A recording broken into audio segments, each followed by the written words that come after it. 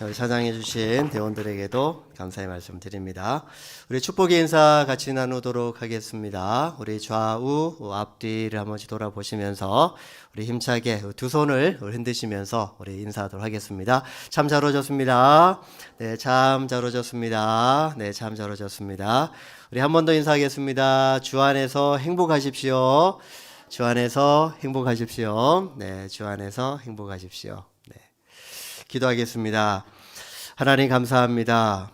주님 안에 있으므로 저희들이 오늘 이 시간에도 나와서 예배 드릴 수 있었음을 감사를 드립니다. 주님, 저희들이 주님의 사랑을 받았기에 이 자리에 있음을 다시 믿고 감사를 드립니다. 하나님의 그 사랑의 음성을 지금 이 자리에서 듣기를 원합니다. 말씀하여 주시되 이 말씀이 깨달아지게 하여 주옵시고 이 말씀 깨달은 대로 살아갈 수 있는 믿음의 결단 또한 이 시간에 저희들이 할 수 있도록 도와주시옵소서. 예수님의 이름으로 간절히 기도드립니다. 아멘. 제가 며칠 전부터 감기를 좀 심하게 앓았습니다. 지금 제 목소리가 약간 이상하죠? 많이 좋아진 겁니다. 네. 보통 여러분들도 그러시겠지만 감기가 올 때면은 참 묘한 느낌을 사전에 이제 감지를 하게 됩니다. 그날도 제가 이제 밤에 잠자기 전부터 딱 잠이 들려고 하는 순간부터 제가 보통 감기가 올 때의 그 첫 번째 증상이 목에 나타나더라고요. 목이 좀 간질간질한 것이 이대로 계속 가다가는 오늘 밤에 보통 목이 간질간질하면은 잠잘 때 이게 침을 잘 삼키지 못하고 하여튼 뭔가 좀 말할 수 없는 그 불편한 감이 있어요. 그래서 새벽에 자주 깨게 되는데 그날도 그럴 것 같다는 예감이 들었습니다. 아니나 다를까 그런 증상들이 계속 나타나서 새벽 기도 인도하기 위해서 일어나는 그때까지 뭐 여러 번 깼던 것 같아요.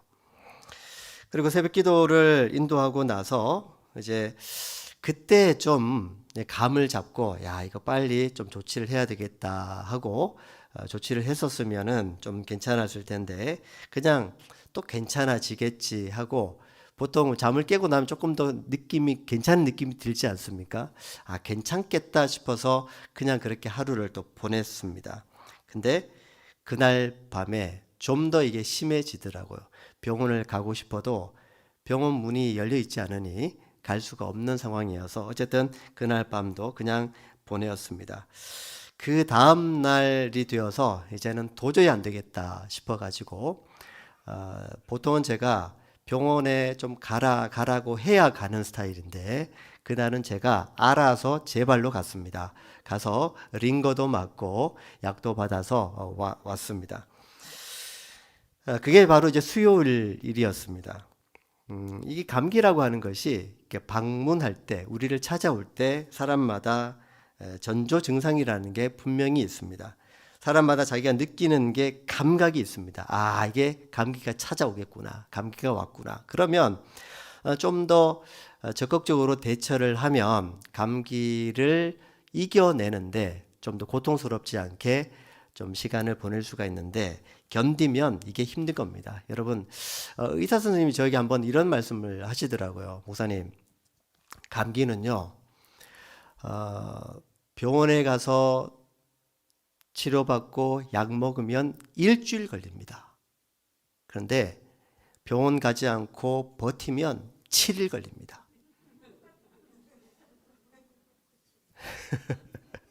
감기는 약이 없대요.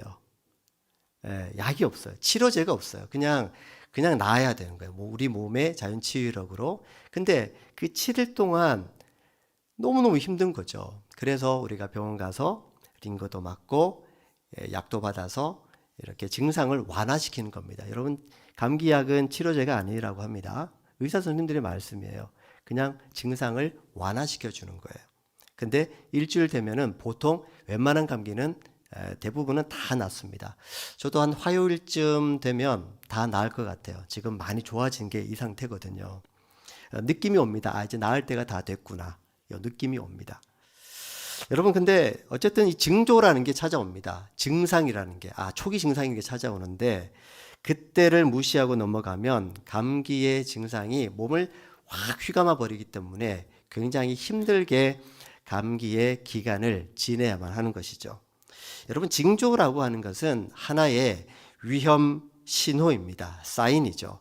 다가올 미래에 닥칠 위험 또는 재난 또는 어떤 현상에 대한 미리 알림이라고 볼 수가 있습니다. 자, 이런 사인을 무시하게 되면 어떻게 될까요? 고통을 당할 수 있습니다. 재난을 당할 수 있습니다. 예전에 우리 대한민국에 일어난 많은 그 대형 사건, 사고들이 있었지만 그 중에 제가 또 기억하기 싫은 사건이 하나가 있습니다. 사고가 하나 있습니다.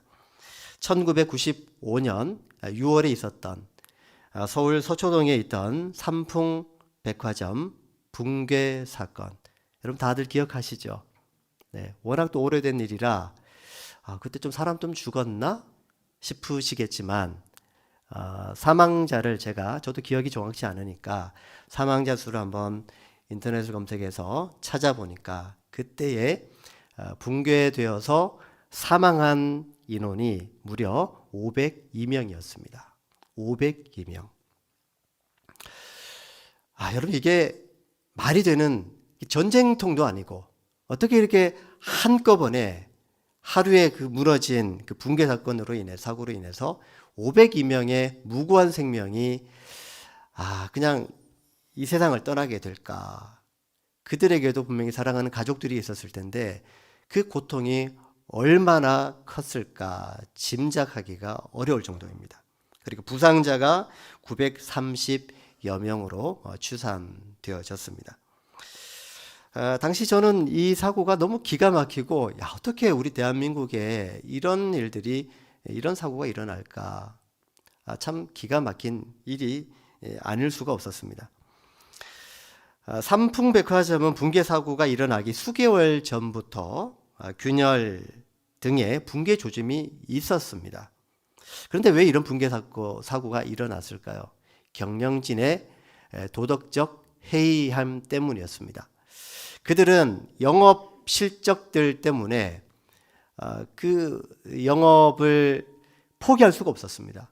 그래서 경영진은 이런 사실들을 계속해서 조금씩 그 징후들을 보고받았으면서도 그냥 쉬쉬하면서 이렇게 근본적인 대책이 아닌 땜빵 같은 보수 공사를 통해서 영업을 계속하기로 결정했고 사고 그날에도 그런 증상들이 보고받았음에도 불구하고 경영진은 사람들을 밖으로 대피하지 않았고 자기들만 대피하는 그런 어처구니 없는 일들이 벌어지고 말았습니다. 당시 그 사고 하루 전에는요, 촬영된 사진을 보면 5층 식당가에 그 탁자가 누가 봐도 이건 기울어진 것이다라고 할 정도의 사진이 찍혔는데 경영진이 이런 것들을 못 봤을 리가 없습니다. 만약에 이런 그 징조들을 경영진들이 심각하게 받아들이고 자기들의 어떤 영업 실적을 포기해서라도 내부에 있던 고객 전원들을 다 긴급하게 대피시켰더라면 혹 대피시키는 가운데에서 혹시 붕괴가 일어났다고 해도 이처럼 엄청난 규모의 인명피해가 일어나지는 않았을 것이다 라고 하는 짐작을 해볼 수가 있는 것이죠. 대한민국 현대사에 있어서 참으로 부끄러운 일로 기록될 것이고요. 앞으로도 계속 기억될 겁니다. 이런 얘기가 있더라고요. 모든 사건, 사고에는 크고 작은 사전에 전조 증상이 있다. 그런데 사람들은 이를 민감하게 인지하지 못할 뿐 아니라 인지하더라도 무시하기 때문에 이런 대형 사건, 사고가 참사가 일어난다. 이렇게 얘기를 하고 있습니다. 저는 이 얘기에 정말 동의하는 바입니다. 여러분, 우리 믿음의 사람들은 이 세상을 살아갈 때 반드시 세상 종말의 때에 일어나는 징조를 인식하고 살아가야 됩니다. 이것은 일종의 경고에 쌓인 경고의 메시지이기 때문에 예수님께서 일찍이 이렇게 세상 보통 흔히들 얘기할 때 말세라고 하죠. 말세가 된 지 참 오래됐습니다. 종말의 이때에, 종말의 시대를 살아가고 있는 이때에 우리가 이 징조들을 보게 될 때 그냥 허투루 지나쳐서는 안 된다라고 이미 2000년 전부터 예수님께서 말씀을 하셨습니다. 예수님께서는 일찍이 세상 끝날의 징조로서 그리스도의 이름을 내걸고 많은 사람들을 미혹하는 일들이 있을 것이다 라고 말씀하셨습니다. 지금도 보면 각종 이단들과 사이비들이 판을 치고 있고요. 미혹해서 많은 성도를 끌어들이고 있고요. 꿰매 넘어가게 만들고 있습니다. 또 각종 지구상에 일어나고 있는 재난이나 기근들을 언급하면서 임박한 종말 신앙으로 유혹하는 이단들도 있습니다. 과거뿐만 아니라 현대에도 미혹하는 자들은요, 수많은 문제를 낳고 있는 것이 현실입니다. 사회적 문제가 되기까지 합니다. 계속해서 우리를 미혹하여서 자신들의 속임수에 빠지게 하려고 정말 혈안이 되어져 있습니다. 우리도 자칫 잘못하면요, 너무나 쉽게 미혹에 빠질 수 있습니다. 우리는 그러한 유혹에 빠지지 않도록 정말 주의해야 되고, 또 그런 유혹에 빠지는 일들을 경험하는 사람들이 주변에 있다면 어찌되었든 그렇게 되지 않도록 도와야 되는 또 공동체적인 책임과 의무 또한 가지고 있습니다. 여러분, 미혹에 빠지게 되면 그런 미혹의 중심에 미혹할 때에 우리 중심이 흔들려 버리면, 거기에 넘어가 버리면 이게 단순히 이단에 빠진다 그 정도가 아닙니다. 이것은 치명적으로 하나님으로부터 우리가 멀어지게 되고 하나님과 상관없는 사람이 되어지기 때문에 굉장히 심각한 일입니다. 하나님이 원하시는 건강한 믿음의 삶을 살지 못하기 때문에 정말 그것은 우리의 정말 주의를 기울여야 되는 정말 심각한 일로 우리는 받아들여야 됩니다.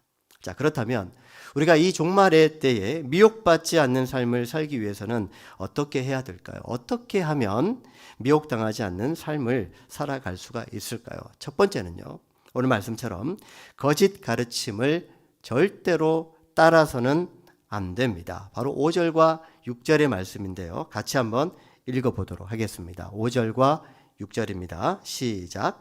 예수께서 이르시되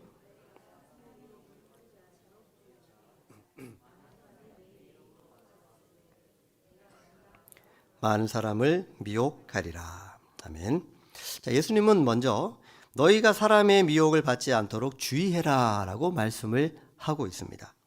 종말의 때에는 우리가 의도하든 의도하지 않든 원든 원치 않든 우리 주변에 미혹하는 자들이 많아질 것이다 라고 하는 경고의 말씀인 것이죠. 자, 그렇기 때문에 이렇게 미혹되지 않기 위해서는 첫 번째는 사실은 우리가 내적인 경건의 힘, 진리에 근거한 그 경건의 힘을 기를 필요가 있습니다. 그게 없으면요, 우리는 쉽게 흔들립니다. 사람들은 자신합니다. 나는 괜찮다고. 나는요, 절대로 그런 이단이나 그런 거짓 가르침에 미혹받지 않을 거라고. 그렇게 얘기합니다. 과연 그럴까요? 아닙니다. 보통 우리가 신천지라든지 그 하나님의 교회라고 하는 그 예전에 그 안산홍을 하나님으로 모시는 그게 믿어집니까, 여러분? 이게 믿어지는 게 이상한데 그런 사람들이 미혹을 하거든요. 근데 저나 여러분같이 상식적으로 생각하면 이게 안 믿어지고 그렇게 가면 안 되잖아요. 근데 사람들이 갈까요, 안 갈까요? 갑니다. 지식인들도 갑니다. 여러분 충격받지 마십시오. 목사도 갑니다. 장로님도 가고요. 권사도 안수집사님도 갑니다. 여러분, 우리가 절대로 나는 미혹받지 않을 자신 있어라고 하는 것은 자만입니다. 그렇지 않습니다. 여러분, 사기를 당해본 적 있으십니까? 사기를 당해본 분들은요, 정말 사기인지 까마득히 생각도 못한 채 사기를 당합니다. 이 거짓 가르침에 미혹을 당하는 것은요, 이게 거짓 가르침인지 까마득히 생각도 못한 채 그렇게 끌려 들어가 버립니다. 직분과 상관없습니다. 자, 6절에 보시면요, 이렇게 말씀합니다. 내 이름으로 와서 이르되 내가 그라, 이렇게 미혹을 합니다. 자칭 메시아다, 자칭 자기가 그리스도라고 그렇게 미혹하고 다니는 사람들이 있다라고 하는 것입니다. 근데 그런 사람들의 이야기를 들으면 이게 저 사람 이상한데라고 생각해야 되는데, 미혹이 되면요, 미혹의 영이 임하면 그렇게 미혹이 됩니다. 그 사람이 하나님 같고요, 그 사람이 그리스도 같아요. 신기하더라고요. 이단들의 교리를 믿는 것 자체가 너무 신기합니다. 우리 지금 눈으로 보면 저걸 어떻게 믿지 싶은데 사람들은 믿습니다. 끌려 들어갑니다. 미혹의 영이 있기 때문에 그렇습니다. 종말의 때는요, 이런 현상들이 더 많이 나타날 것이다라고 주님은 말씀하시고 있는 것입니다. 지금 우리 시대에는 더욱더 교묘하게 사람들을 미혹합니다. 여러분, 미혹되지 않기를 여러분 자신이 주의하시길 수 있기를 바랍니다. 여러분, 예를 들어 성경 공부에 좀 이렇게 갈망이 있으신 분들은 교회에서 하는 어떤 구역 예배라든지 또는 제자 훈련이라든지 또는 예배 시간의 말씀이라든지 또 본인이 혼자서 읽는 성경 통독 가지고는 성에 차지 않아서 좀 누가 말씀을 좀 잘 가르쳐 줬으면 좋겠다라고 하는 갈망이 있는 분들이 있습니다. 좋은 겁니다. 말씀에 대한 갈망이 있을 때는 좋은 거죠. 그런데 누군가가 여러분에게 성경 공부 잘 가르치는 분이 있는데, 어떤 목사님이 있는데 또는 어떤 전도사님이 있는데 거기 가서 한번 같이 말씀 배워볼래? 라고 하면 어떻게 해야 되죠? 일단은 의심해 봐야 됩니다. 이상한데? 자, 그러면 여러분들이 어떻게 해야 되죠? 한번 가볼까? 가보면 아니면 그냥 오지 이러면 끝납니다. 안 됩니다. 그렇게 하면 안 되고요. 나는 그런 데 별로 관심이 없어. 나는 우리 교회에서 가르치는 성경 공부와 예배 시간의 말씀으로 내가 양육받을 거야. 이렇게 하고, 혹시 마음이 그래도 있으시면 담임 교육자한테 와서 물어보셔야 됩니다. 아무개가 어떤 성경 공부 모임을 좀 가자고 하는데 가도 괜찮겠습니까? 만약에 저한테 그렇게 물어보시면 제가 뭐라고 대답할 수 있을까요? 뭐라고 대답할까요? 절대 가면 안 됩니다. 100% 이단입니다. 그렇게 해가지고 성경 공부 모임에 참여했을 때에 이단이 아닌 경우를 제가 본 적이 없습니다. 이거는 임상 실험 다 한 겁니다. 절대로 이렇게 빠져서는 안 돼요. 아무리 가르침이 좋다고 해도 그것이 거짓 가르침이라면 우리의 영혼을 해치는 아주 치명적인 결과를 낳게 됩니다. 절대로 넘어가시면 안 됩니다. 영적인 분별이 필요합니다. 모르겠거든 꼭 저한테 와서 물으셔야 됩니다. 우리가 미혹당하지 않는 삶을 살기 위해서는요, 두 번째로 거짓 소문에 두려워할 필요가 없다라고 말씀하고 있습니다. 7절 말씀인데요, 같이 한번 읽도록 하겠습니다. 난리의 소문을 들을 때에 두려워하지 말라. 이런 일이 있어야 하되 아직 끝은 아니니라. 난리의 소문을 듣게 된다고 합니다. 종말의 때에는 이런 소식을 접하게 된다고 하는 것이죠. 이것은 문맥상 국가와 국가 간의 전쟁이 일어나게 된다라고 하는 것을 의미를 하고 있습니다. 말세에, 종말의 때에 전쟁이, 즉 국가와 국가 간의 전쟁이 일어난다라고 하는 것은 이미 구약 성경에 그리고 묵시 문학 속에서 수차례 강조하는 내용입니다. 그런 날들이 나 때에는 오지 않았으면 좋겠다라고 마음이 드시겠지만 저도 그런 마음입니다만은 그건 우리가 어떻게 예견할 수 없는 겁니다. 우리 때 올 수도 있습니다. 지금이 종말의 때라고 하면 그런 때가 언제 들이닥칠지 우리는 아무도 알 수가 없습니다. 그러나 주님 말씀하시기를 이런 난리가 있더라도 두려워하지 말라라고 말씀하십니다. 왜요? 그렇다고 그게 끝은 아니기 때문에. 종말이 아니라 종말이 오기 전에 징조기 때문에 두려워할 필요는 없다라고 말씀을 합니다. 믿음을 지켜나가면 되기 때문에 그렇습니다. 8절에서 설명하시기를 나라와 나라 간의 전쟁이 있을 터인데 이는 전 세계적인 전쟁을 뜻하죠. 또한 지진과 기근이 있을 것이라고 말씀합니다. 그런데도 이것이 끝이 아니랍니다. 재난의 시작이다. 그냥 종말의 시작이다. 종말의 끝은 아니다라고 말씀하고 있는 것입니다. 자연의 재해 또한 종말을 알리는 징후라고 말씀하고 있는 거죠. 여러분 말씀을 잘 보시면 그런 뉘앙스를 우리가 읽어낼 수가 있습니다.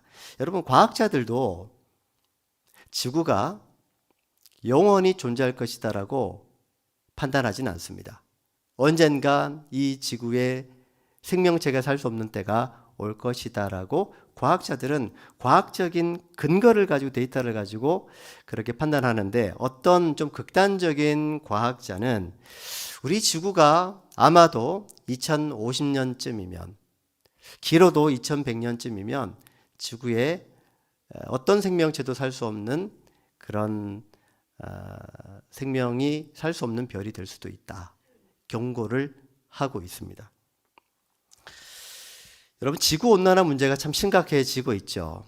우리가 지구온난화에 무슨 영향을 끼치고 있나 싶지만 여러분들의 한 걸음 한 걸음 생활 패턴 이 모든 것들이요 전부 이 지구온난화에 기여하고 있다는 점을 우리는 잊어서는 안 됩니다.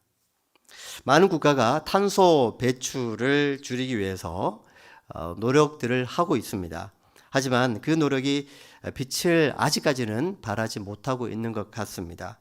실제로 탄소 배출량이 제일 많은 제1위 국가가 여러분 어디라고 생각하십니까? 한국요? 한국이 그 정도까지 크지가 않습니다.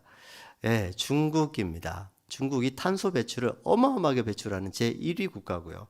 그 다음에 제4위 국가가 바로 러시아입니다. 그런데 제가 왜 이 국가들을 언급하냐면 이 두 국가는요 실제로 탄소 배출량이 선두권에 아주 많은 그런 국가에 속해 있음에도 불구하고 탄소 중립 정책을 위한 세계 정상회의에 참여하지도 않습니다. 탄소 중립은 우리 관심 없다. 우리는 우리 자국의 이익을 위해서 계속해서 공장을 떼올 거고 석탄을 떼올 거고 아무튼 개발을 위해서 계속 매진해 나갈 거다. 탄소 중립 우리와는 상관없다. 우리는 우리 자국의 이익이 중요하다. 이렇게 태도를 가지고 있는 것입니다. 지구 온난화 문제를 풀기 위해서 온 세계가 협력해야 되는 이 시점에서 자국의 이익을 위해서 이렇게 협력하지 않는 이 파렴치한 이런 나라도 있는 것입니다. 여러분 과연 멀리 볼 때 자국의 이익이 될까요? 저는 절대 그렇지 않다고 봅니다. 결국은 지구의 이 생태적인 종말을 가까이 당기는 역할만 하게 될 것임에 분명합니다. 이렇게만 가면요. 여러분 지구의 종말이 올 때까지 우리가 마냥 운명적으로 기다릴 것만은 아닙니다. 우리가 하나님의 창조 질서가 회복되도록 우리 모두가 각자의 자리에서 최선을 다하는 태도가 필요합니다. 하나님께서 그 지구를 창조하시고 이 땅을 창조하시고 사람을 창조하시고 난 다음에 명령하신 게 있죠. 이 땅을 다스려라. 땅에 충만하고 번성해서 이 땅을 하나님의 창조 질서대로 다스려 나가라. 그게 하나님께서 주신 명령이었습니다. 근데 그것들을 우리가 외면하고 그냥 지금 현재 우리가 잘 먹고 잘 살기 위해서만 이 지구를 병들게 해서는 결과적으로는 이 지구의 생태적인 종말만 앞당기는 데에 우리가 일조할 수 있다는 점을 우리는 명심해야만 합니다. 여러분 작은 것부터 실천해낼 필요가 있습니다. 이 작은 실천들을 개인들이 해나가고 또 국가가 할 일은 또 국가가 담당하면서 하나님의 창조 질서가 회복되어지도록 최선을 다하는 것이 우리의 의무와 책임이라고 여겨집니다. 그리고 종말의 징조가 보일 그때 우리는 두려워하지 말고 오늘 말씀처럼 믿음을 지키는 일에 매진하는 것이야말로 우리 그리스도인들이 가져야 할 신앙의 태도라고 여겨집니다. 참으로 우리는 혼란스러운 시대에 살고 있습니다. 거짓 가르침을 아까 말씀드린 것처럼 절대로 따르지 마시고 헛된 소문들에 흔들리거나 두려워하지 않기를 바랍니다. 다만 미혹받지 않을 뿐만 아니라 더 나아가서 견고한 신앙으로 살아가야 되겠다는 결심을 하시고 늘 말씀 안에서 견고하게, 진리 안에서 또 단단하게 믿음 생활을 해나감으로 미혹받지 말고 또 두려워하지 않는 승리하는 믿음의 삶을 살아나갈 수 있는 저와 여러분들의 삶이 되어질 수 있기를 주님의 이름으로 축복합니다. 기도하겠습니다. 하나님 아버지, 종말의 때에, 종말의 징조가 올 때에 하나님 저희들이 그런 신호들을 미리 알림의 그런 사인들을 하나님 저희들이 외면하지 말고 그 사인들을 저희들이 심각하게 진지하게 받아들이며 미혹받지 말고 더욱더 두려워하지 말고 오직 참된 믿음과 신앙으로 말씀 안에 견고하게 서서 매일매일마다 주님께 주시는 은혜 가운데 성실하게 최선을 다해서 믿음으로 살아나갈 수 있는 저희 모두가 될 수 있도록 인도하여 주시옵소서. 예수님의 이름으로 간절히 기도드립니다. 아멘.